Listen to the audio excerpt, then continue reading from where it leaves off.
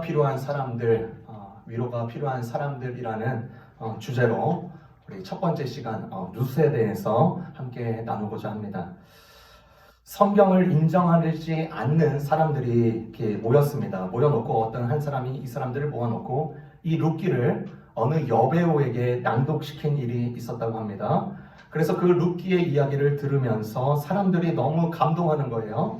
이런 아름다운 이야기를 대체 누가 썼느냐고 물었는데 대답하기를 그것은 당신들이 읽지도 않고 나쁘게 비판하던 성경에 실려 있는 이야기입니다. 그 대답을 듣고 모두가 다 놀랐다고 합니다. 여러분, 이 룻기 정말로 아름다운 이야기죠. 짧은 소재 속에서 나오는 이 이야기 속에 어떤 이야기가 들어있는가, 고부간의 이야기입니다. 사사들이 치리하는 때를 배경으로 두고 있습니다. 그러니까 기원전 1550년에서 1050년경의 일이었습니다. 베들레헴에 큰 흉년이 들었습니다. 나옴이라는 여성이 남편 엘리멜렉과 두 아들 말론과 기론을 데리고 양식을 구하기 위하여서 베들레헴을 떠나 이제 모압 지방 타국으로 이사를 갑니다. 불행하게도요, 모압 땅에서 남편이 죽습니다. 자기 나라에 기근이 있어서 일부러 타국, 외국 모압까지 왔는데 남편을 잃은 것이죠. 그때부터 나오미의 고생은 말할 수 없이 깊었을 것입니다. 그래도 꿋꿋하게 고생 다 감당하면서 두 아들을 장성시켜 모압 여자를 그대로 자기 자녀들의 며느리로 삼게 됩니다. 이 여자들은 외국 여자이죠. 여러분 잘 알다시피 이스라엘은 신앙의 순수성을 찾는 나라이기 때문에 외국인과의 결혼을 몹시 싫어했습니다. 그러니까 나오미에게 있어서는 아들을 외국 여자와 결혼시키는 것이 큰 결심이고 큰 결단이고 큰 사건이 되었죠. 다행히도 이 며느리 오르바와 룻과 또 시어머니 나오미와 사이좋게 잘 지냈습니다. 10년이 지나고요. 불행이 또다시 찾아옵니다. 아들 말론이 죽었습니다. 눈물이 마르기도 전에 둘째 아들 기련도 죽습니다. 젊은 나이죠. 계속해서 두 아들을 외국에서 잃은 것입니다. 그때 당시에 이제 이스라엘의 기근이 없어지자 나오미는 이제 본국으로 다시 돌아가야겠다 결심을 합니다. 그때 남아있는 두 며느리에게 그렇게 말을 하는 것이죠. 오르바와 룻에게 나는 이제 본국에 간다. 너희들은 제 인생의 삶을 개척하고 좋으니 너희는 나를 떠나도 됐다. 근데 오르바와 룻은 같이 가기로 결심을 하다가 오르바 이 며느리는 이제 생각이 좀 바뀐 것 같아요. 아무래도 계산이 안 되는 거예요. 이스라엘 나라 가봤자 제 인생의 이막이 새로 시작될 것인가, 아름다운 열매들을 맺어갈 것인가, 아무리 생각해봐도 오르바의 생각에는 이것이 그림이 그려지지 않는 것입니다. 그래서 어머니 저는 이곳에 남아서 이곳의 모든 사람들과 고향들을 등지지 않고 이곳에서 지내겠습니다. 그런데 룻도 그런가 봤더니 룻은 그렇지 않은 것이죠. 룻은 시어머니와 같이 떠나가기로 결심을 한 것입니다. 그때부터 이제 놀라운 이야기의 서막이 시작되는 것입니다. 그곳에서 룻이 보아스라는 남자를 만나게 됩니다. 룻이 이방 땅에서 이제 이방 여자로서 이제 이방 땅에 도착했을 때 보아스를 만났습니다. 그 여인에게 어떤 위로가 많이도 필요했을 것이에요. 근데 이 보아스 남자를 만나면서 그 여인에게 룻에게 필요한 위로를 이렇게 보여주기 시작합니다. 그 룻이 정말로 필요했던 위로였죠. 그것을 오늘 크게 세 가지를 함께 나누고자 합니다. 보아스가 룻에게 어떤 위로를 보여줬는가? 첫 번째, 동감입니다. 동감. 룻이 그의 시어머니와 함께 이제 새로운 인생을 시작해야 됩니다. 가진 것이 없어요. 자녀들이 없습니다. 호구지책을 위하여서 룻은 이삭 줍기를 하기로 결심을 합니다. 여러분, 구약의 율법서를 보면요, 볼이나 과일을 주인이 몽땅 걷어들이지 못하도록 되어 있습니다. 그 이유는 지나가는 가난한 자들과 나그네들을 위하여서 얼마쯤은 떨어뜨리거나 남겨두는 게 그 율법에 나와 있는 것이죠. 그래서 구약의 율법을 보면 참 놀라운 정수들을 우리가 맞이할 수 있는 것입니다. 그래도 이 룻이 이삭 죽기를 한다. 그 떨어져 있는 것을 죽는다. 이삭을 주어서 생활하는 것 보통 일이 아닙니다. 더구나 그녀는 다른 사람들에 의해서 색안경을 끼워서 볼 수밖에 없는 모압 여자, 이방 여자였습니다. 그런데 그 한 남자 보아스는 그 여인을 눈여겨봅니다. 낯선 자임에도 불구하고 눈여겨봐요. 그러면서 이렇게 말하는 것입니다. 룻 2장 11절, 쉬운 성경 버전인데요. 나는 당신 남편이 죽은 뒤에 당신이 시어머니에게 한 일을 들었소. 또 당신이 당신 부모와 당신 나라를 떠나 아는 사람 하나 없이 이 나라로 온 것도 다 알고 있어. 보아스가 룻에게 이렇게 말을 한 것입니다. 보아스는 룻의 처지를 알았어요. 깊은 헤아림을 가지고 룻을 대해주기 시작합니다. 보아스는 놀라운 이 룻의 결정에 대해서 동감하며 동정 어린 마음으로 위로의 말을 건네고 있는 것입니다. 제가 대학원 때 받은 수업 중에서 그 상담학 수업이 있었습니다. 이 상담학 수업 가운데 교수님께서 저희에게 과제를 내어주신 거죠. 그 과제를 내어주면서 어떤 큰 원리를 알려주셨습니다. 어떤 사람과 상담을 할 때 그 사람의 상황, 그 다음에 내뱉는 말을 주의 깊게 들은 후에 내 용어로, 내가 가진 용어로 다시금 그 사람에게 들려주는 게 굉장히 중요하다는 거예요. 그래서 모든 사람들의 케이스가 너무나도 다른데 많은 케이스들을 모아서 그것들을 들어서 우리의 식으로 이해한 다음에 다시금 들려주는 연습을 하는 것입니다. 쉬운 것 같습니다. 그렇죠? 쉬운 것 같죠? 그 사람의 상황을 듣고 다시 내 말로 그 사람에게 표현해 준다. 쉬운 것 같습니다. 그런데 어렵습니다. 왜 어렵게 느껴지냐? 기계적으로 공감하려고 하기 때문입니다. 기계적으로. 내 마음을 상대방의 마음과 연결하여서 듣지 않으면 기계적으로 그 과정을 되풀이할 뿐인 것을 우리 모든 학생들이 다 알게 되었습니다.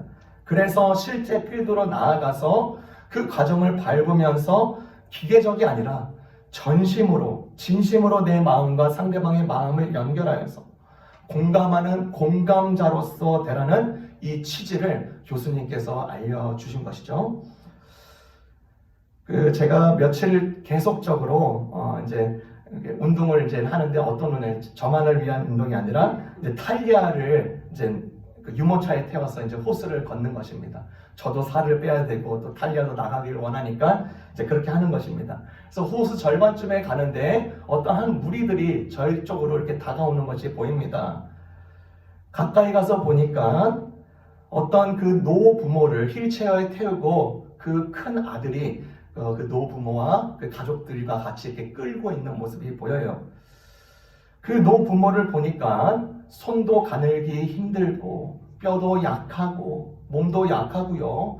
딱 봐도 90세가 훨씬 넘어 보이는 외국 사람이었습니다. 그런데 가까이서 마주치니까 참 놀랍게도 그 노부모의 얼굴에는요, 활짝 웃고 있는 얼굴이 있는 것입니다.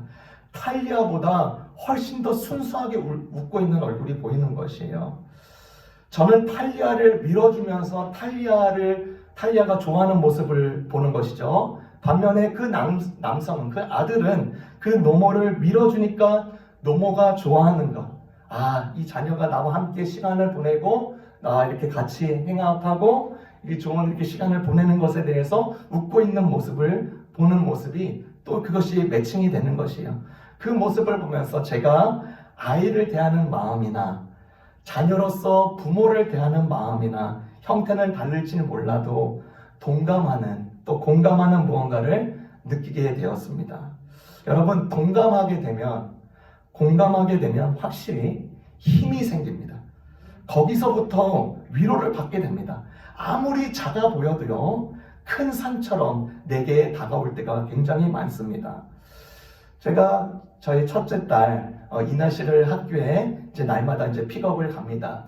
그래서 픽업을 하고 나서 이제 차에 태우는 것이죠. 뒤에 태우고 항상 저는 이제 집안이 가깝게 되니까 물론 그렇게 하면 안 되는데 가까운 거리라서 한 손으로 운전을 하고 나머지 한 손은 제가 이나 씨의 손을 항상 꼭 잡고 옵니다. 꼭 잡고 와요. 그러면서 제가 물어봐요. 항상 이나 씨 오늘 선생님과 무슨 대화했어? 제 친구들과 무슨 대화했어? 그런 얘기하고 나서 제가 항상 꼭 묻죠. 이나 씨는 왜 이렇게 이뻐? 라고 물어요. 그런데 대답하니까 이나 씨가 대답 이렇게 하는 거예요. I think you like me, right? 이렇게 말하는 거예요. 내 생각에 아빠가 나 좋아하니까 그렇지. 자신을 좋아하기 때문에 이뻐 보이는 것이라는 딸의 대답이었습니다. 맞는 말이죠. 어린아이라고 공감 능력이 떨어지는 것이 아닙니다. 어린아이도요, 상대방의 태도, 자세에서 공감할 줄 아는 것입니다. 왜냐하면 그것은 누구나 그 마음속 깊은 곳에 심겨져 있기 때문입니다. 여러분, 보아스의 이야기로 돌아가서 보아스에게서 하나님 아버지의 모습이 보이는 것입니다. 롯의 삶의 궤적을 알아주는 것입니다. 롯의 삶의 궤적을 동감하는 거예요. 롯의 삶의 궤적을 받아줍니다. 여러분, 신앙인과 하나님 사이에서도 하나님이 우리가 하나님을 대할 때 실제로 하나님도 우리를 동감하시고 공감하시는 분이십니다. 그래서 이사야 49장 14절에서 17절에 이렇게 고백하죠. 어떻게 여자가 젖 먹는 자식을 잊을 수 있으며 자기가 낳은 아들을 불쌍히 여기지 않을 수 있느냐. 내가 너를 손바닥에 새겨놓으라. 시편 139편 2절에서 3절에서도 주께서는 내가 앉고 일어나는 것을 아시며 멀리서도 내 생각을 꿰뚫어 보시고 내가 일하고 쉬는 것을 다 보고 계시며 나의 모든 행동을 잘 알고 계십니다. 여러분, 이 깊은 하나님의 마음, 우리가 그 공감을 받고 있고 또 우리가 그 공감을 받는 자로서 또 누군가에게 공감하고 동감하는 자가 되면 그곳에 큰 위로가 있기 시작합니다. 보아스가 룻을 만났을 때 어떤 위로를 해주었는가? 두 번째입니다. 격려입니다. 격려. 보아스가 지금 살고 있는 공동체 마을은요, 순혈주의입니다. 유대교입니다. 이 이방 여자가 이곳에 왔다 색안경으로 해석할 수밖에 없는 그런 공동체였습니다. 이 여자가 딱한 여자인 걸 알았습니다. 이방인이었습니다. 이 여인이 갖고 있었던 모든 삶의 풍파가 이 공동체 마을의 이야기 소재로 얼마든지 활용될 수 있었습니다. 마치 이렇게요. 저 여인 참 안 됐다. 뭐하러 여기까지 왔대? 청승맞게 뭐하고 있어? 그냥 편하게 친정 어머니랑 고향에서 그 친구들이랑 살면 되지. 제2의 인생을 개척하면 되지. 그런데 사람들의 그런 모든 가십에 보아스는 거기에 휘말리지 않습니다. 험담하지 않습니다. 여러분, 사람들과 사람들이 말을 할 때 에베소서에서는 말을 어떻게 하라고 강하게 권면하고 있습니다. 에베소서 4장 29절입니다. 말을 하려거든 남의 험담을 하지 말고 다른 사람을 칭찬하는 유익한 말을 하십시오. 여러분의 말을 듣는 사람들이 도움을 받을 것입니다. 참 맞는 얘기죠. 여러분, 이 세상에는요, 한마디의 격려의 말로 인하여서 인생의 변화를 체험한 사람들이 수두룩합니다. 너는 탁월한 소년이야 라는 메시지를 받은 사람이 소설가 빅터 위고였습니다. 당신의 내일까지도 모두 다 사랑해요 라고 메시지를 들은 사람이 미국의 대통령 루즈벨트였습니다. 언젠가는 크게 자라 예쁜 꽃을 피울 거야 라고 말을 들은 사람이 동화작가 안데르센이었습니다. 너는 사람들이 혼자 보지 못하는 것을 보는 아이야 라고 말을 들은 아이는 발명왕 토마스 에디슨이었습니다. 너도 훌륭한 선교사가 될 수 있을 거야 라고 말을 들은 사람은 선교사 리빙스턴이었습니다. 모든 사람의 눈물을 닦아주렴 라고 말을 들은 사람은 인도 수상 간디였습니다. 얼굴보다 마음과 영혼이 성장하도록 하여라 라고 말을 들은 사람은 하버드대 총장 찰스 윌리엄 엘리어트였습니다. 오직 진실한 인물이 되어라 라고 말을 들은 사람은 안창호 선생님의 아들 필립 아니었습니다. 이렇듯 정말로 많은 사람들이 이 격려의 말 하나로서 그의 인생의 표대를 삼아서 누군가는 그것이 동력이 되어서 그의 삶을 이끄는 것이 얼마나 많은지 우리가 증인으로서 보게 됩니다. 진실로 누구를 격려한다라는 것은 상대방을 끌어올리는 거중기와 같고요. 인생의 표대를 꽂아주는 것과 마찬가지입니다. 여러분, 격려를 어떻게 할까요? 격려는 8가지 방법이 있습니다. 이 외에도 마련할 수 있는데 말이 있습니다. 글로 격려합니다. 도와줌으로써 격려합니다. 무언가를 베품으로써 격려합니다. 함께함으로 격려합니다. 쓰다더 줌으로써 격려합니다. 환대해 줌으로써 격려합니다. 기도해 줌으로써 격려하는 것입니다. 많은 방법이 있죠. 작을지라도 이런 격려에 통해서 다른 사람들이 살아나고 꿈틀을 대고 힘을 얻고 그러는 것입니다. 부모된 입장에서 자녀를 키울 때 또 여러분들도 많이 느꼈을 것입니다. 자녀들에게 이 3가지의 말은 절대적으로 항상 해줘야 되는 것입니다. 이 3가지를 해주면 절대 이 자녀는 삐뚤어지지 않습니다. 첫 번째 뭐냐? 나는 너를 믿는다. 두 번째, 나는 너를 사랑한다. 세 번째, 나는 내가 자랑스러워. 이 3가지를 항상 작지만 이 말을 듣는 사람은요, 자녀들은 절대로 어긋나지 않고 그의 삶에 대해서 진지하게 생각하고 그 가정들이 이루고 또 믿음의 사람들로 자라날 수 있는 것이죠. 보아스의 경우로 다시 돌아가서 보아스의 격려는 무엇이었습니까? 말이었습니다. 말. 그런데 더 나아가서 어떻게 말로 격려했는가? 룻의 신앙을 격려했습니다. 룻이 가지고 있는 신앙을 격려했어요. 칭찬했습니다. 룻이 결단했고 신앙인으로서 살려는 이 고백을 알아주는 것입니다. 룻의 고백이 1장 16절에 나옵니다. 1장 16절에 함께 펴시고요. 룻이 시어머니를 따라서 이 이스라엘 이국 땅으로 오게 된 경위가 나오는데요. 1장 16절 제가 읽습니다. 돌아가라, 강권하라 마옵소서. 어머니께서 가시는 곳에 나도 가고 어머니께서 머무시는 곳에서 나도 머물겠나이다. 어머님의 백성이 나의 백성이 되고 어머니의 하나님이 나의 하나님이 되시리니. 오르바는요, 그 첫째 며느리는 나오미에게 입을 맞추고 떠났지만 룻은 엄숙한 어조로 시어머니와 삶을 같이 하겠다고 하였습니다. 나오미를 위하여서 룻은 친정 부모도 그 다음에 고향과 그 지역의 신들을 뒤로 남겨둔 채 다른 의지할 것도 내려놓습니다. 오르바처럼 자기 고향, 자기 신들을 따라가는 게 당연해 보입니다. 시어머니와 법적으로 묶인 게 전혀 없습니다. 그러나 롯의 선택의 기준은 단지 효도의 마음, 의리, 끈끈한 정도 있을 수 있지만 시어머님의 하나님이 그녀의 하나님임을 그것을 붙잡았습니다. 거기서부터 더 깊은 위로와 참된 위로가 임할 것을 믿었기 때문입니다. 룻의 그 내면이 달랐던 것입니다. 그는 시어머니를 따라갔지만 사실 하나님을 따르기로 한 결단이었습니다. 그래서 보아스의 이 코멘트를 보십시오. 룻의 가지고 있는 이 신앙에 대해서 어떻게 말을 합니까? 2장 12절입니다. 2장 12절에 제가 실온 성경으로 읽어드립니다. 작은 새가 자기 어미 날개 아래로 피하듯이 당신이 여호와께 왔으니. 다시요. 작은 새가 자기 어미 날개로 피하듯이 당신이 여호와께 왔으니. 보아스가요, 신앙의 그 룻에 가지고 있는 신앙을 격려해 주는 것입니다. 정확하게 알았습니다. 룻의 신앙의 내면을 바라보는 것이죠. 여러분, 나의 신앙, 또 우리가 믿는 이 신앙의 길을 알아준다는 것이 얼마나 큰 힘이 되겠습니까? 여러분, 솔직히 우리 중 가운데서도 있을 수 있죠. 우리가 가는 이 신앙의 길에 대해서 폄하하거나 멸시하거나 조롱하는 부류도 꽤 많습니다.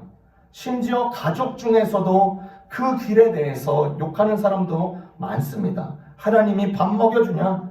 그거 믿어서 뭐 할래? 라고 꾸지람을 주기도 합니다. 이런 반대에도 굳건하게 쓰는 게 신앙인이지만 우리가 이렇게 가는 길을 하나님께서 직접 인정하시고 격려하신다면 얼마나 큰 힘이 될까요? 그렇죠?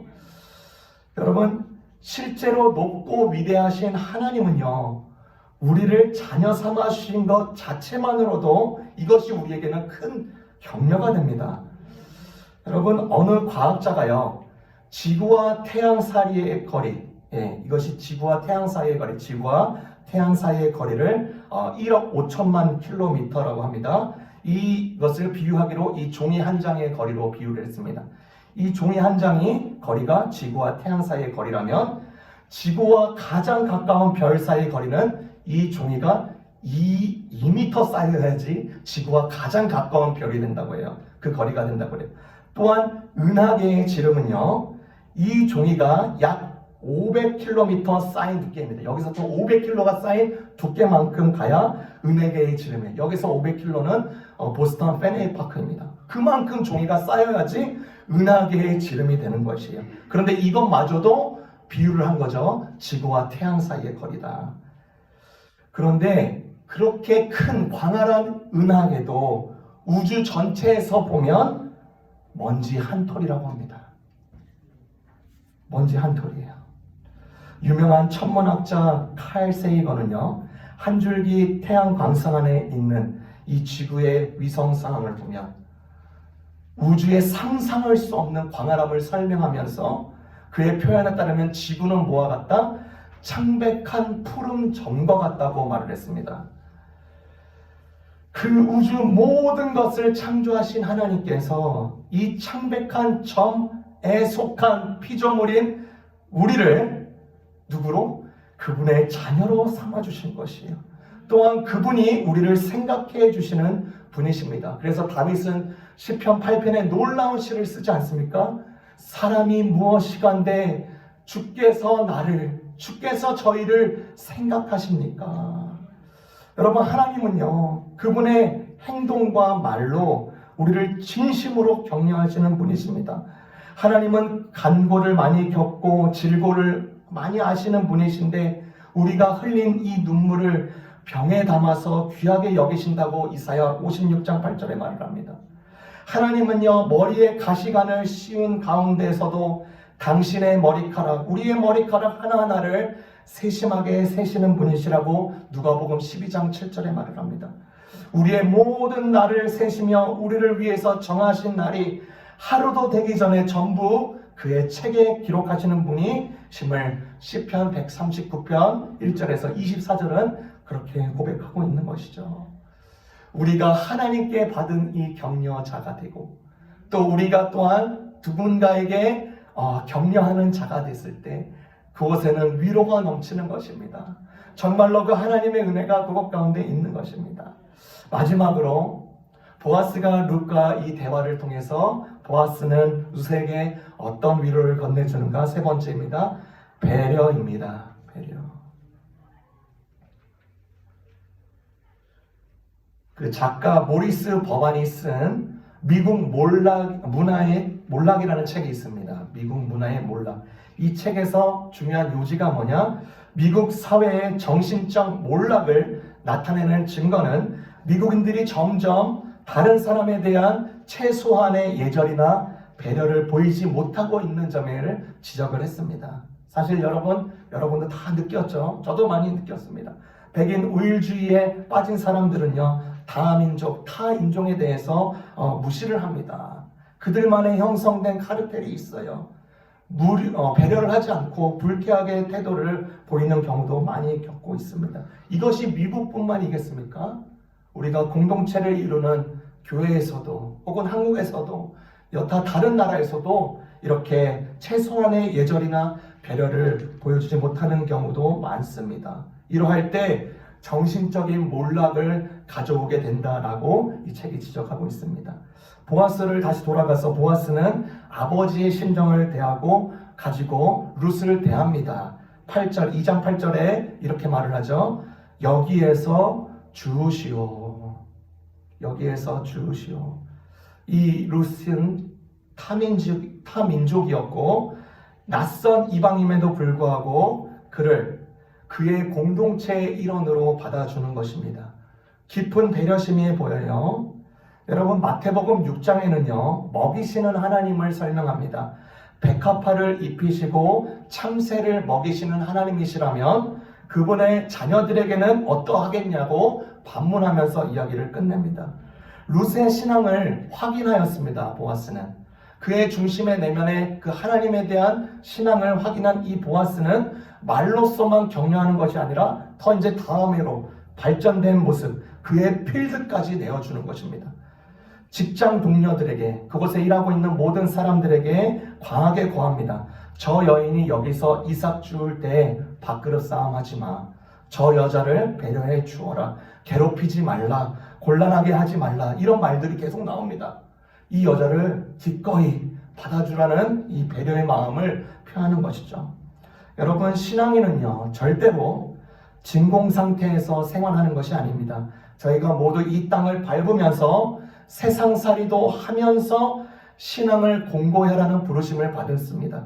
그러니까 믿는 사람들은 찬양의 입, 기도의 입뿐만 아니라 배려의 손도 동시다발적으로 활성화되어야 된다는 것을 우리가 잘 알고 있습니다. 이를 잘 지적하는 기도문이 있습니다. 문한별 씨가 쓴 기도문입니다. 이렇습니다. 당신은 기도하는가? 이라크 땅 팔루자에서 무고한 죽음들이 나동기는데 눈 감고 기도할 마음이 나는가? 당신은 찬양하는가? 이라크 땅 팔루자에서 비명소리 하늘을 찌르는데 화음 맞춰 찬양할 마음이 있는가? 야만의 시대에 눈을 감고 기도하는 것 비겁이다. 기만이다. 불의한 시대에 화음으로 찬양하는 건 동조이다. 묵인이다. 그대여 기도하려거든 차라리 눈을 떠라. 죽어가는 형제 자매가 저기 있지 아니한가? 그대여 찬양하려거든 차라리 외로운 목소리로 진원가를 불러라. 저기 당신의 파트너가 죽어가지 않고 있는가? 여러분, 이 시가 지적한 내용이 저희들에게 꼭 깊은 울림이 됩니다. 우리는 상대방을 바라봐야 할 때 신앙의 이름으로 눈을 감는 우를 범해서는 절대로 안 됩니다. 주님도 거침없이 그분의 눈을 낮은 자들, 지극히 연약한 자들에게 계속 그 눈을 두었습니다. 바울 선생님 역시 그가 마주하는 공동체에서 지극히 낮은 자들, 연약한 자들에게 눈길을 두어 배려하는 마음을 지극히도 계속적으로 보여주었습니다. 여러분, 나의 배려로 인하여서 누군가가 위로를 받는다면 그것은 정말로 큰 상급이 됩니다. 한 사람의 일생을 힘있게 세우는 과정입니다. 이러한 큰 은혜의 통로가 되어서 위로가 필요한 자들에게 크게 위로하시는 복된 주님의 자녀들 되시기를 주님의 이름으로 축원합니다.